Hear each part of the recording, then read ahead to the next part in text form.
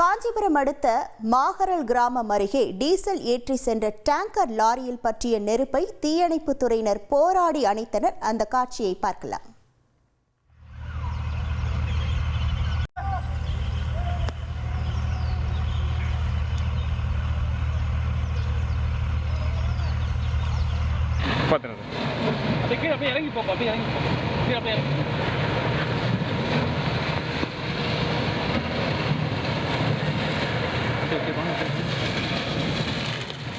இது தொடர்பான முழு விவரங்களோடு இணைகிறார் நமது செய்தியாளர் தனராஜ். வணக்கம் தனராஜ். இந்த தீ விபத்தால் ஏதேனும் பாதிப்புகள் ஏற்பட்டிருக்கிறதா? தீ முழுமையாக அணைக்கப்பட்டு விட்டதா? முழு விவரங்கள்.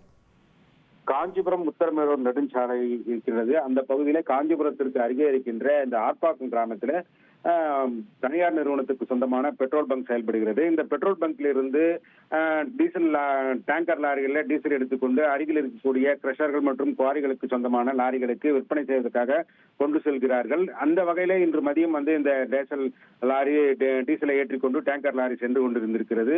மாகரல் அடுத்து வயலாத்தூர் கிராமத்தின் வழியாக அந்த கிராமப்புற சாலையில் சென்று கொண்டிருந்த பொழுது திடீரென அந்த லாரியிலிருந்து தீப்பொறி ஏற்பட்டு தீ விபத்து ஏற்பட்டிருக்கிறது. உடனடியாக சுதாரித்துக் கொண்ட ஓட்டுநர் லாரியை அப்படியே நிறுத்திவிட்டு, ஏனென்றால் லாரி முழுவதும் டேங்கர் முழுவதுமே டீசல் நிரம்பி இருப்பதால் லாரியை அப்படியே நிறுத்திவிட்டு நெடுந்தூரம் ஓடி தீயணைப்பு துறையினருக்கும் பெட்ரோல் பங்கிற்கும் தகவல் தெரிவித்துள்ளார். உடனடியாக அருகிலேயே ஒரு 10 கிலோமீட்டர் தொலைவிலேயே அந்த தீயணைப்பு துறை உத்தரமேரூர் தீயணைப்பு நிலையம் இருந்த காரணத்தால் உடனடியாக அந்த பகுதிக்கு விரைந்து வந்த தீயணைப்பு துறையினர், தீயணைப்பு அலுவலர் ஜெகதீசன் தலைமையிலான தீயணைப்பு குழுவினர் விரைவாக அந்த தீயை அணைத்தனர். அதற்குள்ளாக இந்த லாரியினுடைய முன்பக்க கேபின் முழுவதுமே இருந்துவிட்டது. அதனைத் தொடர்ந்து தீயணைப்பு துறைகள் போராடி கிட்டத்தட்ட 1 மணி நேரத்துக்கு மேலாக போராடி அந்த தீயை அணைத்தனர். மேலும் டீசல் டேங்கர் முழுவதுமே சூடாகி இருந்த காரணத்தால் அதனையும் குளிர்வித்தனர். இதனைத் தொடர்ந்து தற்போது அந்த பகுதியிலே இயல்பு வாழ்க்கை திரும்பி இருக்கிறது. குறிப்பாக அந்த கிராமப்புற சாலை போக்குவரத்து அதிகம் இல்லாத சாலை என்பதாலும் உயிர் சேதம் எதுவும் லாரியினுடைய முன்பக்கம் மட்டுமே இருந்த காரணத்தாலும் உயிர் சேதம் எதுவும் ஏற்படவில்லை.